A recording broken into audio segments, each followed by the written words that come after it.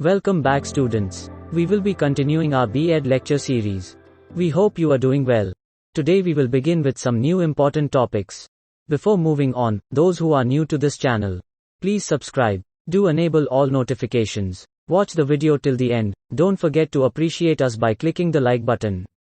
You're already watching Study with AVAI. Let's begin with the revision. In the last lecture we covered all the below topics. Hope you are now familiar with these. Let's move on to the index. By the end of this lecture you will be able to understand all of these. So let's begin with our first topic, which is relating school with society. As we know, society is a group of people who share a culture, government, institution, land, or a set of social relationships. Society may also be viewed as a system of interrelated mutually dependent parts which cooperate, more or less, to preserve a recognizable whole and to satisfy some purpose or goal. Social system refers to the orderly arrangement of parts of society and the plurality of individuals interacting with each other. Social stem presupposes a social structure consisting of different parts which are interrelated in such a way as to perform its functions. To perform its functions, every society sets up various institutions. 5 major complexes of institutions have been identified: familial institutions, religious institutions, educational institutions, economic institutions, and political institutions. These institutions form subsystems within the social system or larger society. The school prepares young people for this operation on meritocratic principle. Status is achieved on the basis of merit. Parsons argues that the school represents society in miniature. By reflecting the operation of society as a whole, the school prepares young people for their adult roles. As part of this process, schools socialize young people into the basic values of society. These values have important functions in society as a whole. Schools, by testing and evaluating students, match their talents, skills, and capacities to the jobs for which they are best suited. The school is therefore seen as the major mechanism for role allocation. Education performs a certain role for society. At the same time, education is also conditioned by the social structure. Society creates educational institutions such as schools, colleges, and universities to perform certain functions in accomplishing its end. The educational system may be viewed as a part of the total social system. A relation between the school or education and society can be discussed under the following: educational institutions as micro-societies, means of cultural transmission. Schools develop skills in pupils to take their rightful positions in society, general knowledge and acceptance of ideals and aims of our society, stable and dynamic set of values. Society has her own norms and values and own ideals. As society changes from time to time, education also changes. Education and social structure, preparing the child for his future occupation, need for social interaction. Hence, education has to fulfill both the individual's needs and those of the society, and must keep pace with other subsystems in the society, as both variables are interrelated. Moving on with values. Values are guiding principles that determine individual morality and conduct, i.e., what an individual considers to be morally right and desirable in life, especially regarding conduct. In sociological usage, values are group conceptions of the relative desirability of things. Sometimes, value means price. But the sociological concept of value is far broader. The term value has a wide range of current usage in philosophy and the sciences. A man's values may rear all the attitudes for anything. His values include his preferences and avoidances, his desire object and aversion object, his pleasures and pair tendencies, his goals, ideals, interests and disinterests, what he takes to be right and wrong, good and evil, beautiful and ugly, useful and useless, his approach and disapprovals, his criteria of taste and standards of judgment, and so forth. The word value is derived from Latin valere, i.e., to be strong or to be worth. Therefore, etymologically the term value denotes the worth of something. According to Oxford English Dictionary, value is worth, utility, desirability, and qualities on which these depend. In general, the word value expresses the qualitative significance we assign to ideas, feelings, activities, and experiences. Values are the evaluative standards we use for deciding what is right and what is wrong, what is desirable and what is undesirable. Our value judgments are expressed through statements like, he is a good boy, he is very gentle, we should respect our teachers, etc. The Indian concept of value is represented in the concept of fourfold aims of human life: artha, karma, dharma, and moksha. Therefore, the value may refer to interests, pleasures, likes, preferences, duties, moral obligations, desires, wants, needs, aversions, and attractions. Thus, the word value is used in a variety of ways both in and out of philosophy. With regards to definitions, R.B. Perry says, a value is an object of interest to someone for it emanates from the peculiar relations between the interest and its object. Thus he defines value in terms of interest. The concept of value involves the following aspects. I. Values exist at different levels of generality or abstraction. E. Values tend to be hierarchically arranged. E. Values are explicit and implicit in varying degrees. IV. Values often are in conflict with one another. Moving on with values as subjective or objective or both. There has been a controversy whether values are subjective or objective or both. In philosophy, we have the opinions as follows. A. Values as subjective, objects have no inherent value of their own. A fact may remain independently of a mind, but the value of a fact depends upon its relation to a mind which it must satisfy. Lotze defines value by saying, what we mean by value in the world lies wholly in the feeling of satisfaction or of pleasure which we experience from it. Satisfaction or pleasure being a state of feeling within the mind, value is entirely subjective. Appreciation depends upon individual preference because a thing which satisfies me may not satisfy you. The ideal of beauty varies from country to country, from time to time, from man to man.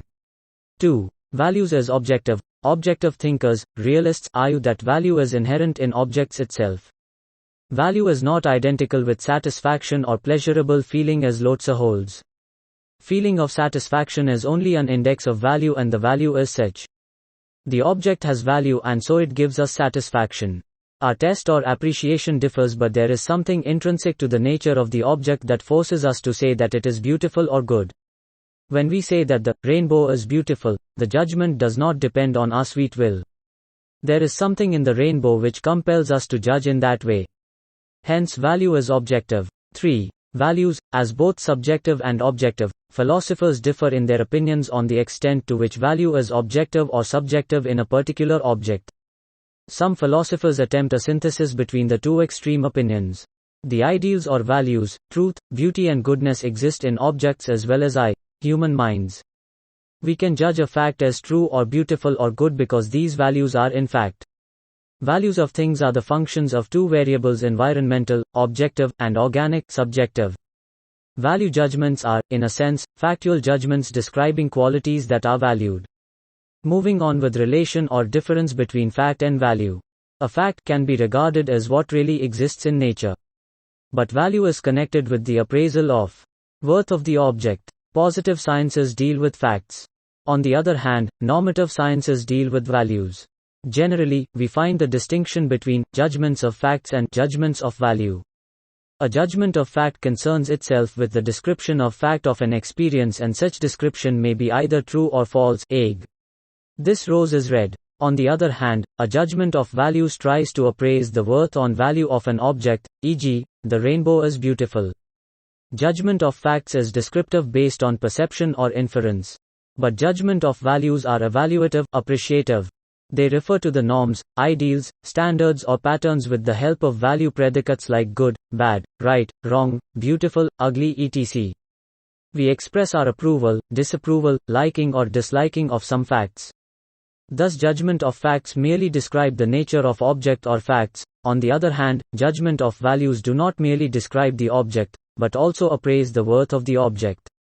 Moving on with schooling and national values, there is a general acceptance that education must provide the thrust of nurturing values. It is, however, not clear how this is to be achieved in schools. Some organizations, schools prefer to keep it as a separate subject, while others consider values to be integrated with regular school activities. The focus also varies. While some emphasize yoga, meditation and education about religions, others focus on democratic and national values. Views also differ on objectives of value education and how it should be delivered. In the majority of schools, values do not get deliberate focus in the school system. The focus is on providing knowledge, although knowledge is not detached from values. Children are expected to memorize huge amounts of information, much of which may be forgotten after examinations are over. The child is not seen as a whole person but as an intellect and consumes information. Rigidity of procedure, mechanical adherence to schedule, syllabi and examination are the hallmarks. The center of attention is the book, the teacher and the syllabus. Values are a complex mix of understanding attitudes, beliefs, behaviors and skills. There are clusters of attitudes and beliefs associated with a particular value. Moving on with national values or constitutional values. Indian Constitution has approved the following values. 1. Liberty. Liberty is the fundamental principle of humanism. It is the principle of a new social structure. Liberty can be internal as well as external. A. Internal liberty. Internal liberty depends upon an individual's emotions. It is governed by external forces prevalent in society. Its deciding factor is the behavior and way of living accepted by society. Interests. It is external liberty. Each individual is dependent on others. B. External liberty, when an individual gives importance to others for one or more reasons.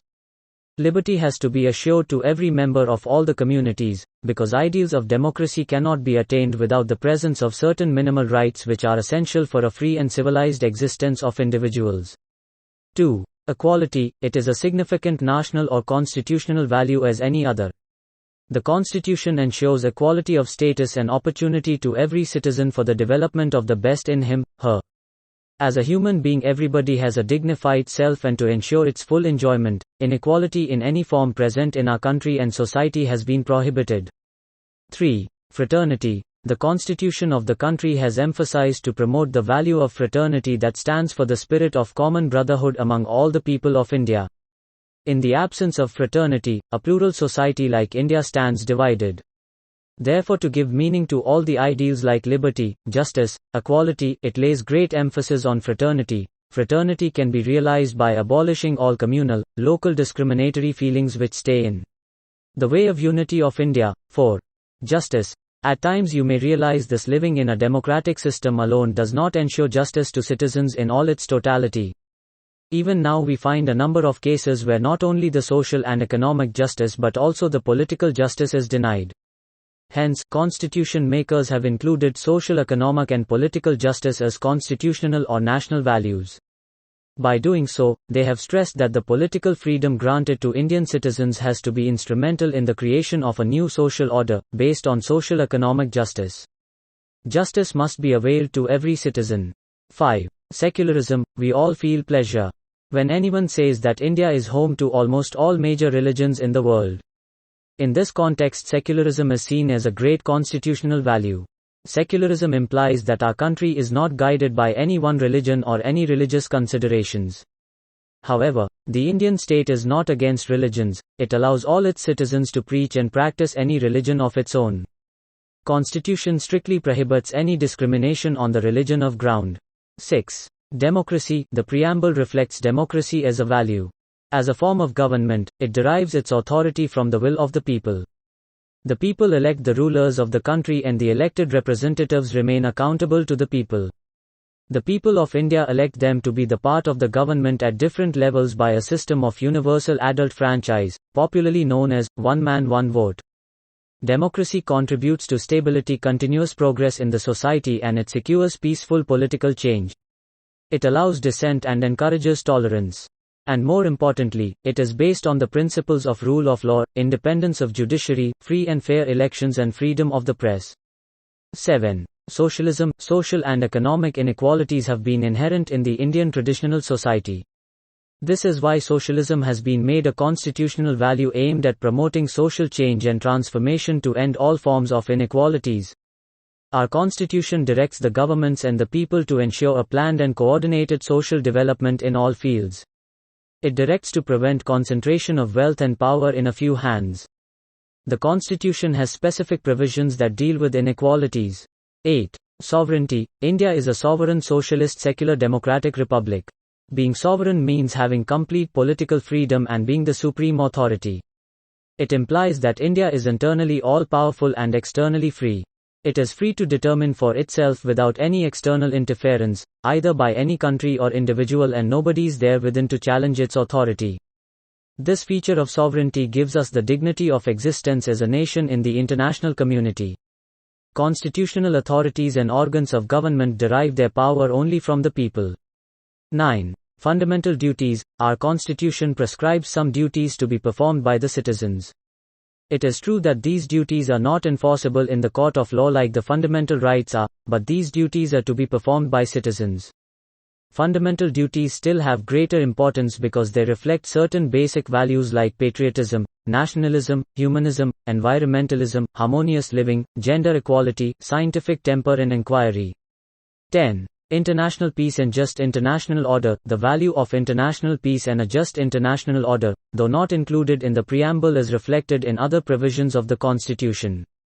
The Indian Constitution directs the state, I, to promote international peace and security, e, maintain honorable relations between nations, e, foster respect for international law and treaty obligations, iv, encourage settlement of international disputes by arbitration. 11. Dignity of the individual. Promotion of fraternity is essential to realize the dignity of the individual. It is essential to secure the dignity of every individual, without which democracy cannot function. It ensures equal participation of every individual in all the processes of democratic governance. 12. Unity and integrity of the nation. Fraternity also promotes one of the critical values, i.e., unity and integrity of the nation. To maintain the independence of the country intact, the unity and integrity of the nation is very essential. Hence, stress has been given on fostering unity amongst all the inhabitants of the country. 13. Republic. India is not only a democratic nation but it is also a republic. The most important symbol of being a republic is the office of the head of the state, i.e., the president, who is elected and who is not selected on the basis of heredity, as is found in a system with monarchy. This value strengthens and substantiates democracy, where every citizen of India is equally eligible to be elected as the head of the state. Political equality is the chief message of this provision. So now, we have come to an end. Hope you enjoyed this video. Thanks for reading. Keep subscribing.